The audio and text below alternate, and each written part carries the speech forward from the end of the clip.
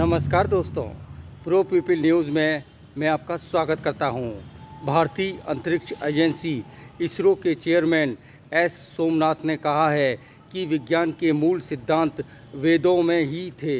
वेदों का ये ज्ञान अरब देशों के रास्ते यूरोप में पहुंचा।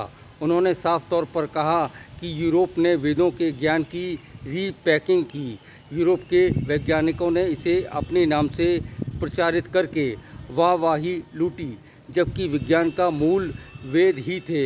इसरो चीफ ने ये बात उज्जैन में महर्षि पाणिनि संस्कृत वेद विश्वविद्यालय में संबोधन के दौरान कही।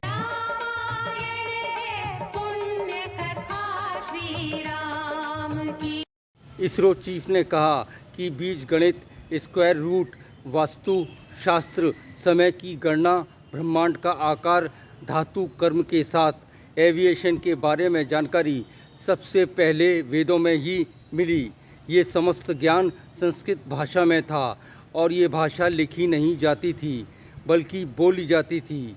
ये ज्ञान एक व्यक्ति से दूसरी पीढ़ी दर पीढ़ी चलता रहा।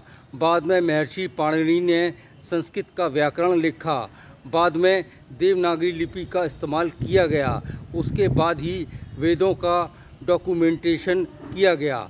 तब जाकर ये पांडुलिपि के रूप में संग्रहालय तक पहुंची।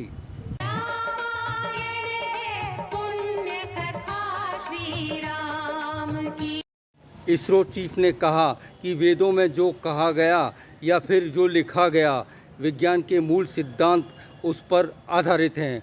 उन्होंने कहा कि इंजीनियर और वैज्ञानिक संस्कृत को बहुत पसंद करते हैं। ये कंप्यूटर के लिए आसान भाषा है। इसको लेकर रिसर्च चल रही है कि संस्कृत को लेकर किस तरह कंप्यूटेशन किया जा सकता है। अत्याधुनिक विज्ञान, आर्टिफिशियल इंटेलिजेंसी इसे आसानी से पढ़ सकता है। उन्होंने उदाहरण दिया कि 8वीं सदी में सौर सिद्धांत लिखा गया। इसमें पृथ्वी की परिधि, सौरमंडल और कई बातों को लिखा गया। यहाँ बताते चलें कि इसरो चंद्रयान 3 और आदित्य 1 अभियान पर काम कर रहा है। ये दोनों अभियान चंद्रमा और सूर्य पर अध्ययन करने के लिए हैं।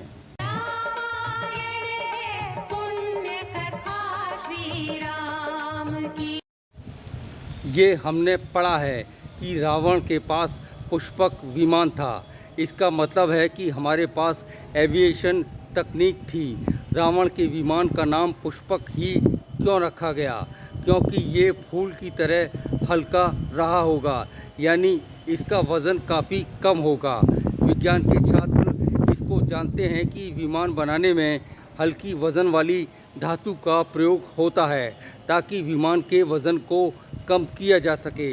देश के शीर्ष वैज्ञानिक इसरो चीफ एस सोमनाथ ने जो कहा उसको गंभीरता से समझने की ज़रूरत है।